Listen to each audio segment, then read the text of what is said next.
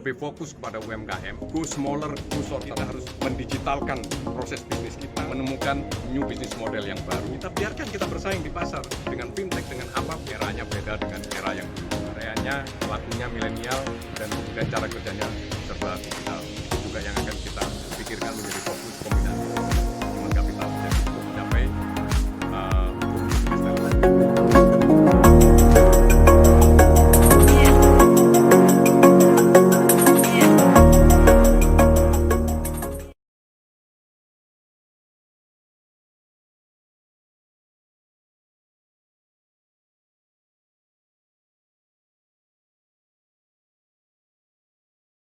Rakyat Indonesia (BRI) mencatat rekor kenaikan laba yang fantastis tahun 2022, yakni sebesar 51,40 triliun rupiah. Laba sebesar itu melonjak 67,15% dari tahun 2021 yang tercatat sebagai laba tertinggi di antara semua perusahaan di Indonesia.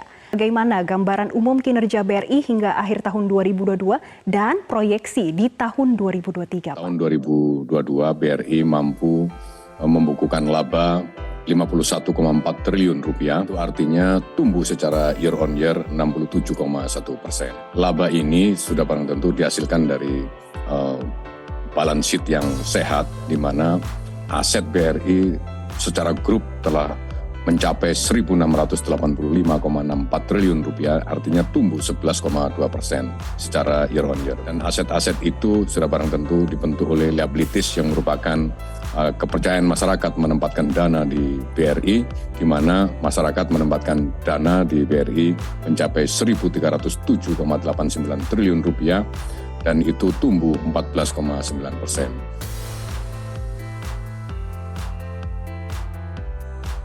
Guidance yang bisa kita berikan untuk tahun 2023 ini, saya kira kita masih optimis ya bahwa kredit akan kita tumbuhkan di kisaran 10-12%, kemudian net interest margin mungkin kita akan manage di level 7,7 sampai 7,9%. Kemudian yang paling penting juga kita bisa mengendalikan cost of credit ya. Dan cost of credit ini akan kita manage di level 2,2 sampai 2,4%.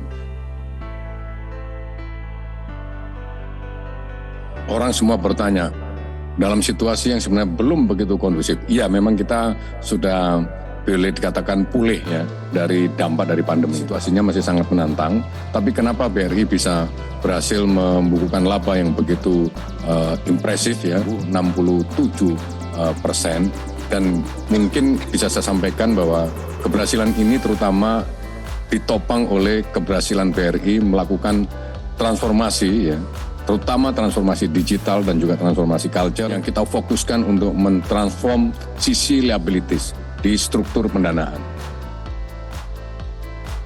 Di samping itu, ada hal lain yang menurut saya signifikan pengaruhnya terhadap sumbangan terhadap laba ini, yaitu bahwa fee-based income kita itu naik signifikan.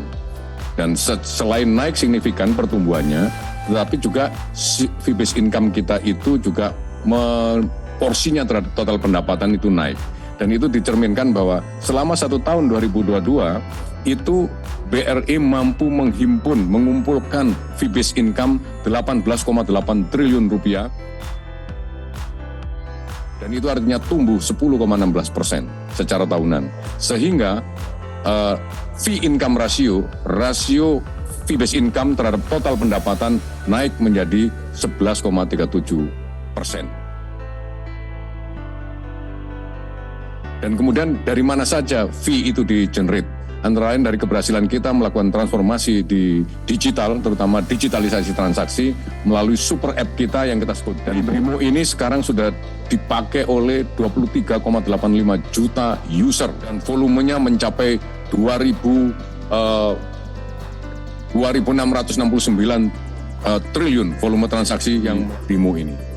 Kemudian juga ada hal yang menarik adalah bahwa ketika orang bicara digitalisasi, BRI melakukan digitalisasi, tetapi juga tidak meninggalkan nasabahnya yang masih harus disentuh, dilayani dengan layanan-layanan yang konvensional. Kemudian kita datang dengan konsep hybrid bank melalui agen briling. Jadi agen briling sebenarnya proses bisnisnya adalah sudah digital, tetapi sentuhannya kepada masyarakat masih menggunakan metode-metode human touching.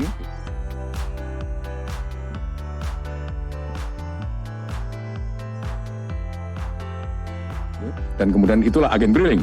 Dan sekarang kita telah memiliki 627.000 agen briling, di mana volume transaksinya selama 1 tahun, ini volume lewat agen-agen yang di warung-warung itu ya, dan itu ternyata luar biasa. Jadi orang sih lewat warung-warung itu menggunakan agen briling, itu ternyata 1 tahun volume transaksinya 1.297 triliun. 1.297 triliun dan menghasilkan fee-based income juga bagi BRI 1,4 income yang dinikmati oleh masyarakat sebagai agen. Saya yakin tidak kurang dari 2 atau 3 kali lipat daripada yang diterima oleh BRI. Inilah bagian dari sharing ekonomik yang dinikmati oleh BRI bersama masyarakat mitranya yang menjadi agen. Sehingga pada akhirnya BRI bisa menekan biaya dana yang sering disebut cost of fund, ya. Dan cost of fund kita tadi saya sebutkan bahwa 1,87% bagi BRI adalah cost of fund terendah selama ini ya gitu.